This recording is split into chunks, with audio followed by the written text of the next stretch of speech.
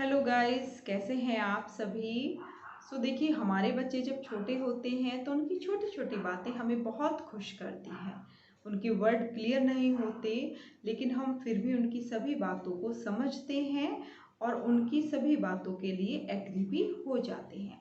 लेकिन धीरे धीरे जब बच्चा बड़ा हो जाता है, उसकी एज बढ़ने लगती है, 5, 6, 7 एज ग्रुप में वो आ जाता है, तो उसके जो वर्ड हैं वो क्लियर हो जाते हैं। स्कूल टाइम में बच्चा बहुत अच्छी तरीके से अपने वर्डों को क्लियर करता है। उससे पहले वो घर में होता है तो घर में भी उसका प्रोनाउंसिएशन बहुत बेटर होने लगता है।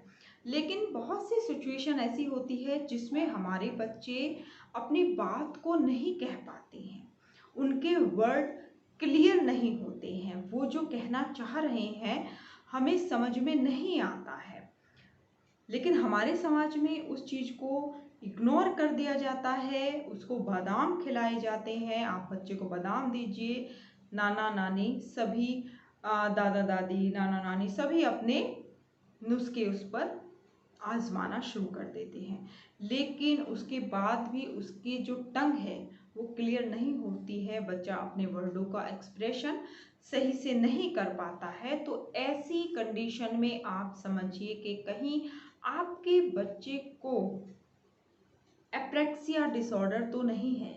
ये वो डिसऑर्डर है जो हमारे ब्रेन में चोट लगने की वजह से डेवलप हो जाता है और हम अपनी बात को नहीं कह पाते हैं। नॉर्मल वर्ड भी होते हैं तो बच्चा उसको अलग प्रोनाउंसिएशन होता है, उसका वो पूरा अर्थ का अनर्थ कर देता है। आप इस तरीके से इसको समझ सकते हैं। हमारे सोसाइटी में बहुत सारे ऐसे बच्चे होते हैं जो बातों को ठीक से नहीं कह पाते हैं। टीचर्स भी उनको इग्नोर कर देते हैं, घर पे पेरेंट्स भी इतना ध्यान नहीं देते हैं और सबको लगता है कि टाइम के साथ साथ उनके अंदर डेवलपमेंट हो जाएगा, वो अपनी बात को सही से कहने लगेंगे और हो भी जाता है। लेकिन बहुत से बच्चे ऐसे हैं जो अबाउट 8 एज 9, 10 तक आने के बाद भी उनका साउंड क्लियर नहीं होता है, उनके वर्ड क्लियर नहीं होते हैं। तो ऐसी कंडीशन में आप बिल्कुल भी इग्नोर मत कीजिए, क्योंकि आने वाले टाइम में लगेगा कि आपका बच्चा बहुत पीछे रह रहा है, क्यों वो अपनी बात नहीं कर पा रहा है। तो इसका वजह ये हो जाती है कि बच्चा डिप्रेशन में रहने लगता है, स्ट्रेस फील होने लगता है, घर वाले उसको निग्लेक्ट करने लगते हैं और फिर से उसके लिए बहुत सारे निकनेम शुरू हो जाते हैं। तो हमें बहुत ज़रूरी है एज ए पेरेंट्स कि हम अपने बच्चे को ध्यान दें कि हमारे बच्चे के अंदर एप्रेक्सिया डिसऑर्डर तो नहीं है। अगर आपको ऐसा लगता है कि हमारे बच्चे के अंदर इस तरह का कोई डिसऑर्डर है तो हमें बहुत ज़रूरत है क्विक उसके ऊपर एक्शन लेने की, सही ट्रीटमेंट लेने की।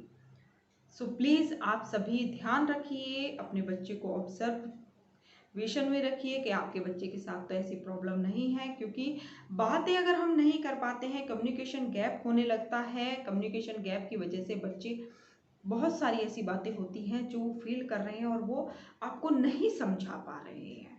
और इस सिचुएशन में माँ बाप और बच्चा तीनों ही डिप्रेशन को झेलना शुरू कर देते हैं। जब इस तरह की सिचुएशन क्रिएट होने लगती है तो उसका बहुत ज़्यादा बुरा इम्पैक्ट बच्चों के ऊपर पड़ता है। बच्चों के ऊपर पढ़ने से वो कहीं ना कहीं उस चीज़ को गलत ले लेते हैं और बहुत सारी जो उन्हें काम नहीं करने वो भी वो अटेम्प्ट कर जाते हैं। सो बेटर है कि हम अपने बच्चों के ऊपर ध्यान दें। और ये बहुत अच्छा टाइम है, लॉकडाउन है, कोरोना की, कोविड की सिचुएशन है, लेकिन इस टाइम को पेरेंट्स भी नहीं जा पा रहे हैं कहीं पर, तो हमें ज़रूरी है कि हम इसमें अपने बच्चों के ऊपर पूरा ध्यान दें। सो थैंक यू, शेयर ज़रूर कीजिए जिससे कि सभी पेरेंट्स को इन्फॉर्मेशन मिल सके कि उनके अंदर बच्चे जो है उनमें कौन कौन सी डिसेबिलिटी है। So please like, share and subscribe. Thank